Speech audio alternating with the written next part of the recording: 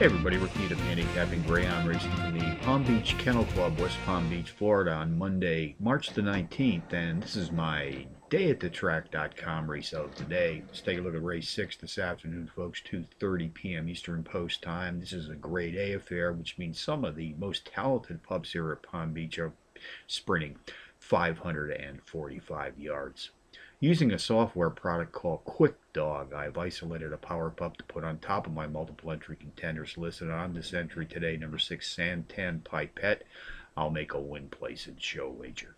I also like to play the boxed exotics here at Palm Beach, so along with number 6 today, I'll be boxing number 8, Box Cash Out, number 7, Bound for the Shore, and number 4, Centex Eva. That's 6874 in the 6th at Palm Beach. Couple of Palm Beach long shots for you to ponder today. Race 2, win, place, and show on a 4-to-1 shot, number 4 Centex Rage, and in race number 3 I'll suggest a win, place, and show on a 9-to-2 shot, number 6 Super C Novak. So from Palm Beach on a Monday, Rick Needham for dayatthetrack.com, reminding you as always to please bet with your head, not over it.